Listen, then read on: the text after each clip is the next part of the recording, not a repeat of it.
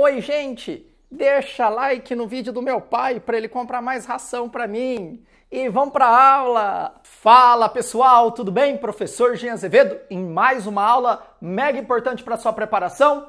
Vamos falar de industrialização brasileira. E para pensar numa aula mega importante. Por quê? Vamos fazer um cenário passando por todas as etapas do processo de industrialização. Então é necessário que você assista todas as aulas para ter uma visão ampla e sistêmica de como foi a evolução da indústria no Brasil. E olha, já deixa o like, já se inscreva no canal porque é uma aula completa. E também divulgue aí no grupo da sala, do cursinho, da sala lá do ensino médio, porque é uma aula direto ao ponto que vai te ajudar demais. Vamos lá? Primeiro ponto que eu vou trabalhar com vocês é o início da nossa industrialização. É óbvio, né, Jean, que você vai começar pelo início. A nossa industrialização, ela é tardia. Marca essa primeira palavrinha aí.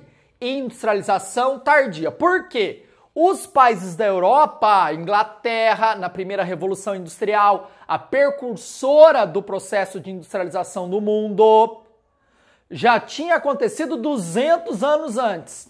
Depois nós tínhamos a segunda Revolução Industrial, que Estados Unidos, Alemanha, Bélgica se adentra dentro do processo, também muito tempo atrás. Nesse momento aqui, o Brasil era um país rural.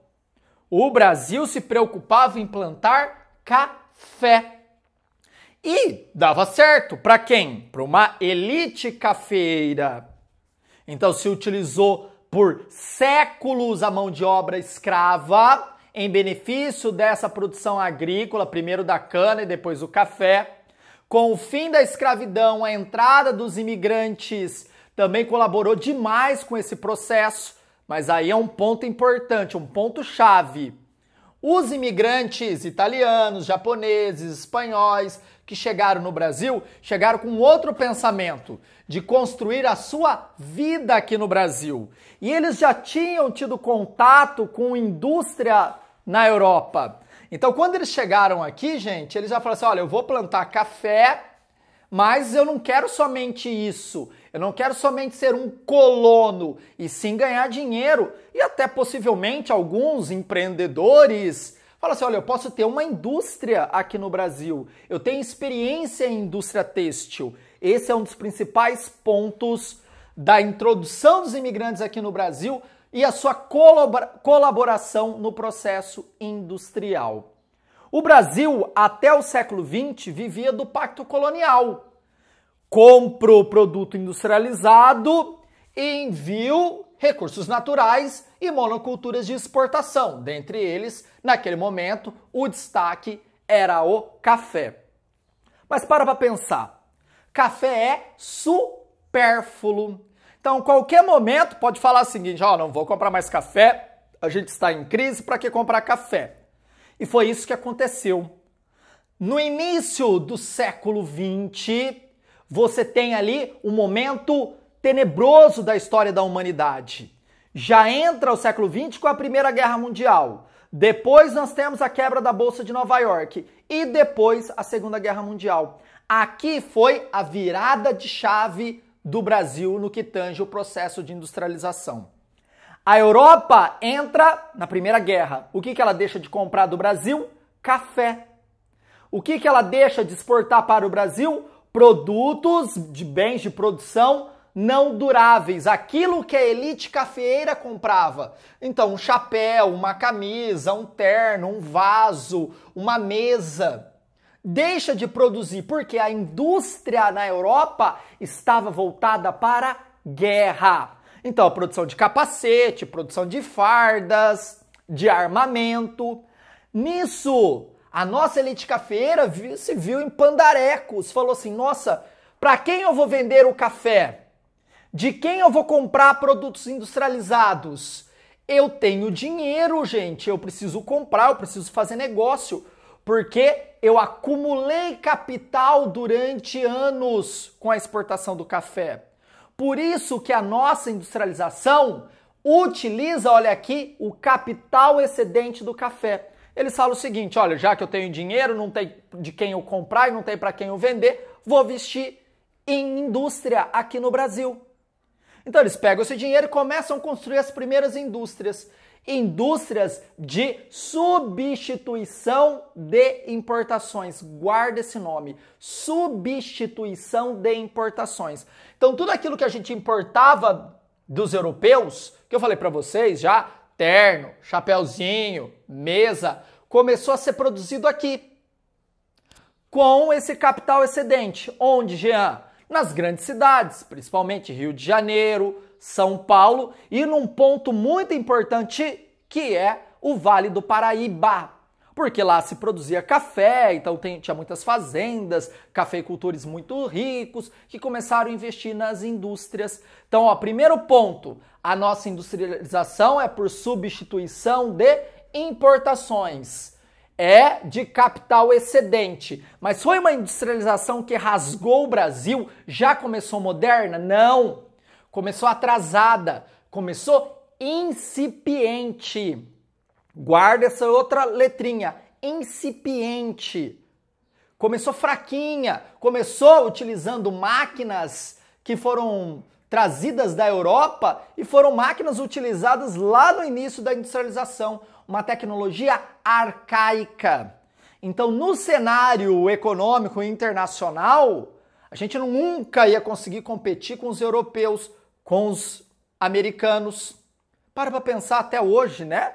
Isso representa o atraso do nosso setor industrial. Até hoje a gente não consegue competir com os caras porque a gente já começou atrasado. Se agrava ainda mais a crise no mundo, principalmente por conta da quebra da Bolsa de Nova York, atinge o café e a gente tem uma outra virada de chave que aí sobe ao poder um populista chamado Getúlio Vargas. E o Getúlio Vargas vai dar verdadeiramente um início do processo de industrialização, porque foi ele que vai criar a base para indústrias de bens de produção, presta atenção, duráveis serem instaladas aqui no Brasil. Não tem como você ter uma indústria de automóvel no Brasil se você não tem uma petroquímica, se você não tem uma siderúrgica, uma que vai produzir outros tipos de energia. Para pensar comigo. Automóvel precisa de combustível. Para se transformar o minério de ferro em aço, eu preciso de uma siderúrgica. Então Vargas vai dar início com as nossas indústrias de base.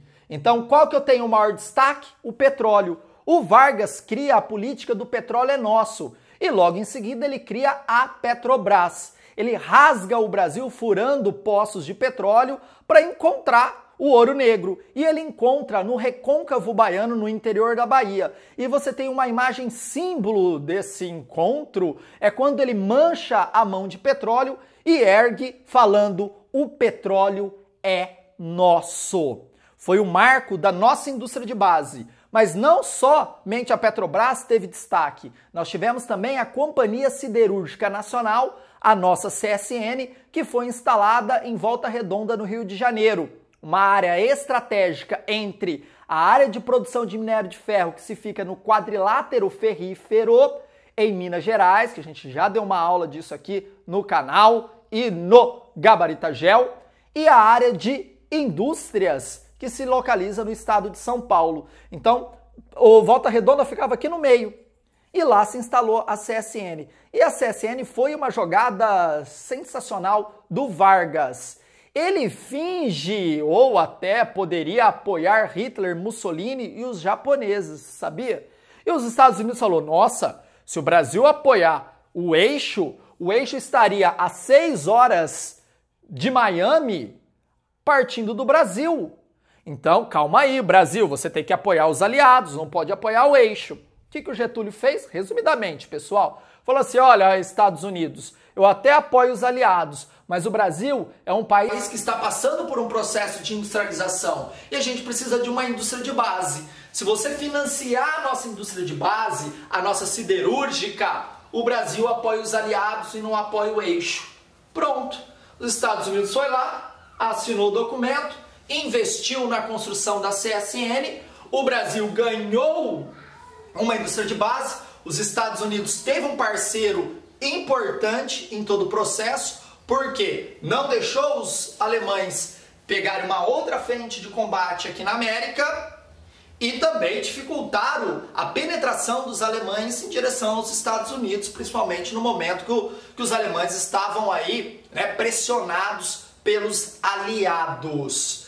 Olha que jogada, né? Então vem cá, Vargas estatais, Vargas indústrias de base, que vai sustentar o crescimento das indústrias de bens de produção não duráveis. Então eu falo de petróleo, eu falo da CSN e falo também da Companhia Vale do Rio Doce, que aí você vai ter a extração do minério de ferro e todo o processo logístico de envio, tanto para o exterior quanto para o mercado interno. Então você tem 3 indústrias chaves que foram construídas aqui no período de Getúlio Vargas.